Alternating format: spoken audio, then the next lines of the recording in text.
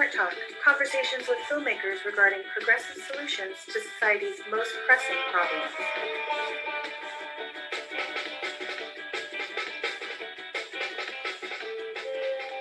All right, everybody, welcome to SMARTalk. I'm going to keep my intro a little short because we have a couple of awesome guests going with us today. Three awesome guests.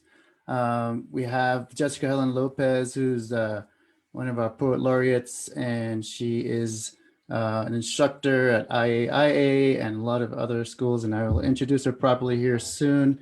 And we also have State Auditor Brian Colon, who is with Cafecito con Colon, and that's a super awesome live stream. He does that, and he brings on community folks and educators, like all kind of people. I was just on the show, and I had a blast.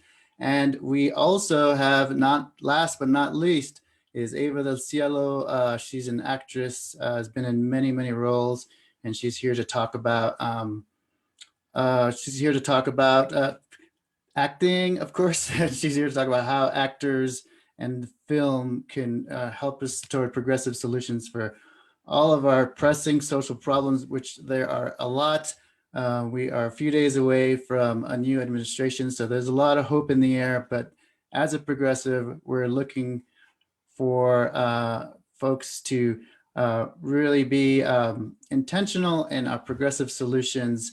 So I'm going to go ahead and bring in Jessica Helen Lopez, and she's a super duper poet. So Jessica is an adjunct instructor for the University of New Mexico, Chicana and Chicano Studies Department. She's a City of Albuquerque Poet Laureate Emeritus, an educator at NACA, Grade School, North American Community Academy, the Institute of American Indian Arts up in Santa Fe. She's the communications lead for NACA as well. Jessica has, she's hosted the Colores show on New Mexico PBS.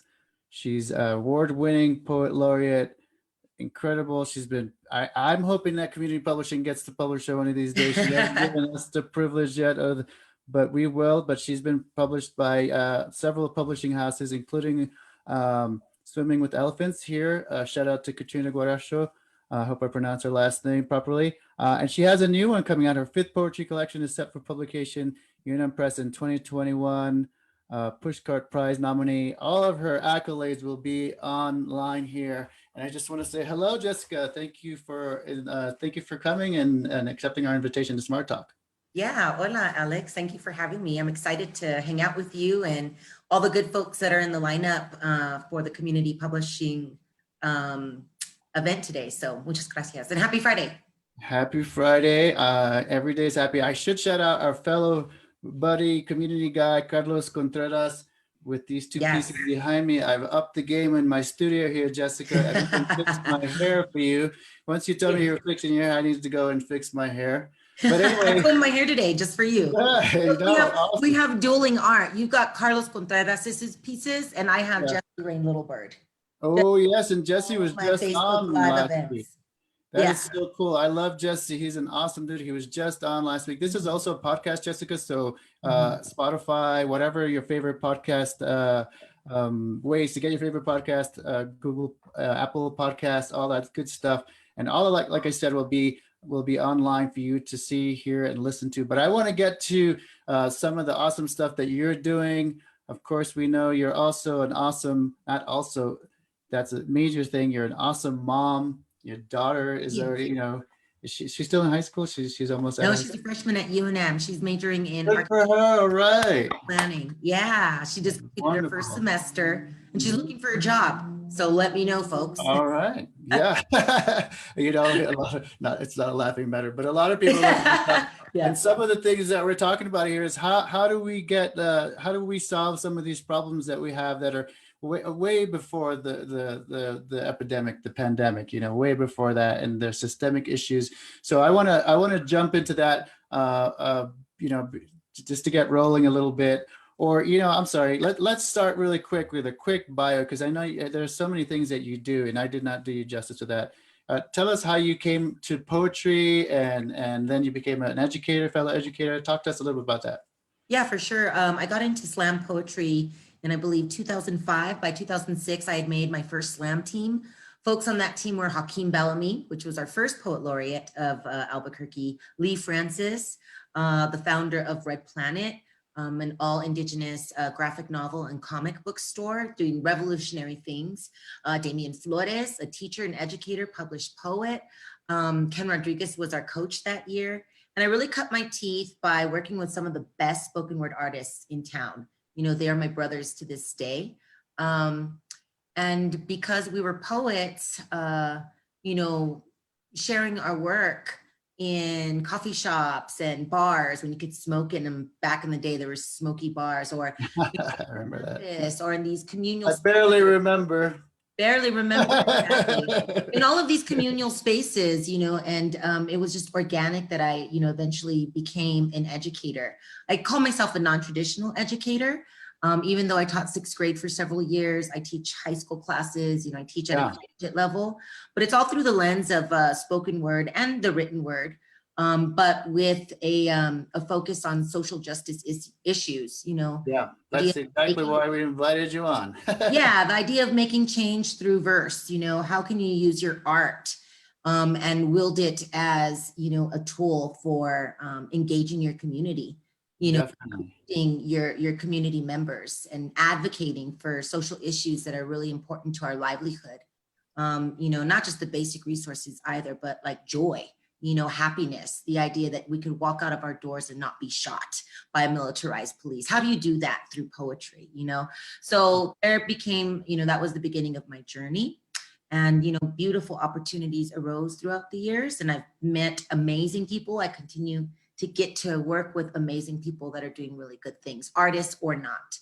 But it goes hand in hand with one another for me, in any case. It's kind of like a serendipitous thing. You kind of start falling into that, you know, you fall into that social group of people that are doing similar things and all that stuff. And so when I made the dive from the 8 to 5 or 9 to 5, I started meeting wonderful people like you and tons of folks with community things. And I was like, wow, there's a whole world out there. And the world that we create, not just as creators, but as intentional people who are trying to solve the problems. You and I are both parents, you and I are both teachers, so we work with youth all the time. And we know that it's time to be like really intentional. And it's time to really talk about issues and provide solutions. So Jessica, I have a little clip here I want to play, and let's listen to this really fast, and then you can put it into context for us. This is up in Santa Fe. Let's just go ahead and show that through the magic of the internet, as George Bush said a long time ago. That's before your time, Jessica. Hold on. Here we go. Welcome, Jessica.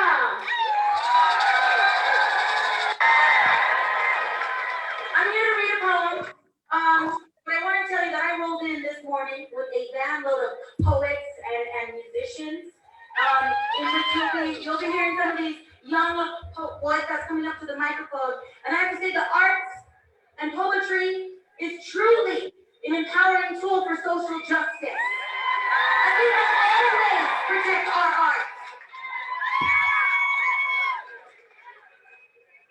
This poem is for my daughter on the morning of the Women's March, a celebration poem for ourselves.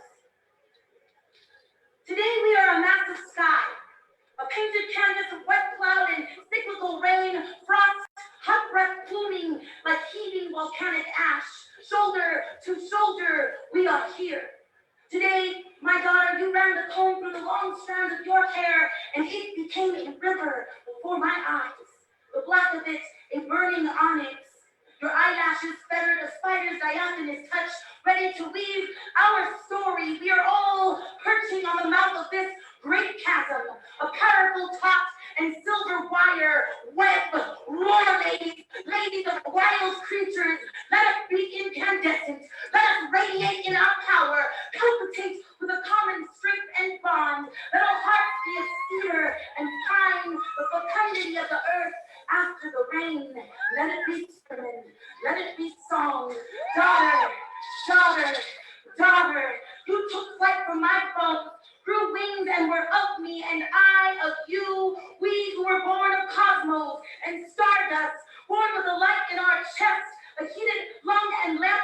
permanent, and she is I, and I am she, and they are all of me, and we are all of you, which is to say, we germinate as the seed does, golden kernel and sweet everlasting water. We the non-violent and unconditional love of the mother, the child, woven from the tapestry of stars. Today, daughter, we march on and on and on and on, shoulder to shoulder, million women strong. ¡Que viva las mujeres!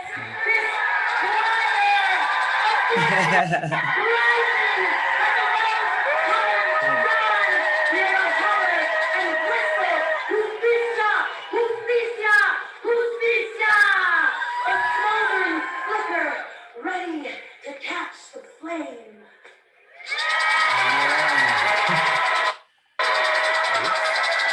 That was awesome. That's so Thanks. powerful. So I tell just us, relived that moment right now. That was yeah, great. on the heels Thanks of for that sharing that. awesome, you're welcome. On that awesome piece right there, tell us how do you feel? What can poetry do to push us forward beyond the Yeah. obvious?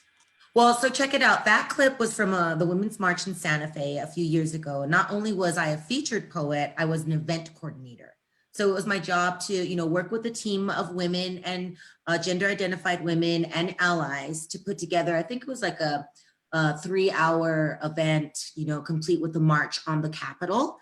And also to book the artists. We had a lot of young female or female identified artists on the lineup that you didn't see in that video. But, thanks for sharing that because it made me relive the moment. That was a moment of like rising in our power, celebrating our power as women, as voters, as folks who influence positive policy, folks that fight for reproductive health and justicia, and for all the issues that are pertaining to all of the BIPOC women of color and communities. And I think that's what a good story does. That's wonderful. A poem does. You provides information, but it should be also inspirational. Right, the story. That was quite inspirational. I was feeling it, Alex. I was feeling it. Did you see my yellow maraca?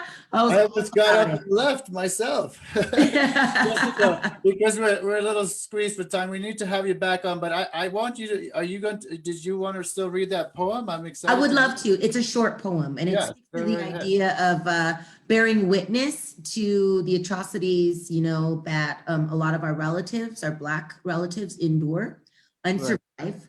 And it's in honor and in celebration of the life of Breonna Taylor. And as you know, Breonna Taylor was gunned down in her sleep by plainclothes white policemen that entered her house and shot her multiple times. So here's this piece. It's called A Pantoum from Breonna, and it was inspired after Theater Recchi. So it's actually a pantoum. It's a form poem.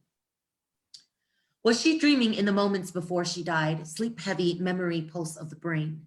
And if she dreamt, was it of a rocking chair or a swing that swung in the air of her childhood?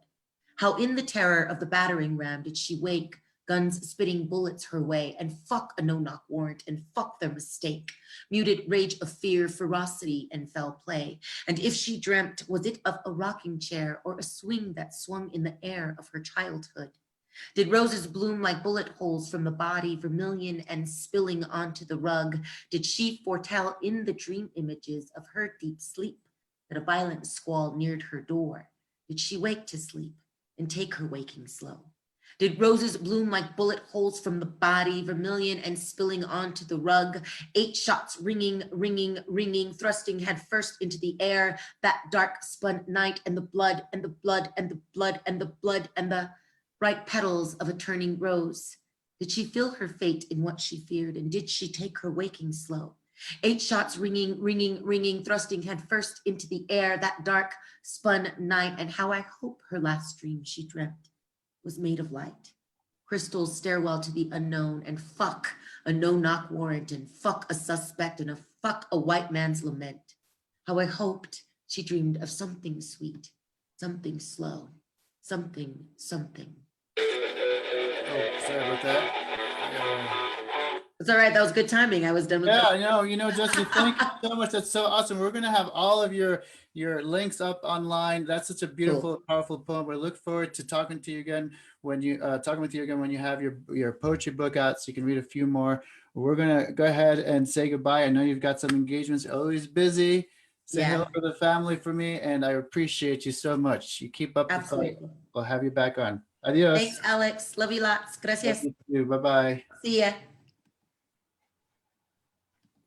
I gotta thank Jessica for that. She read this original piece, and that is so wonderful and so powerful. And someone we definitely need to have back on the show. So we're gonna go ahead and say hello to our next guest, the incredible, wonderful state auditor for the state of New Mexico, Mr. Brian Colon. And we'll just take a brief pause, and then we'll bring him on. We'll walk to the green room and and go get Mr. Colon.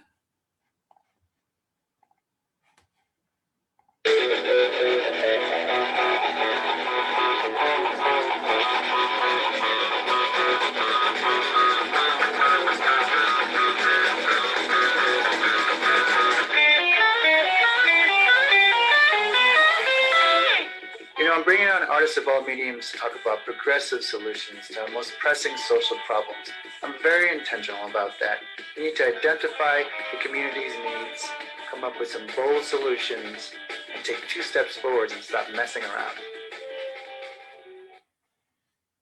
All right, everybody.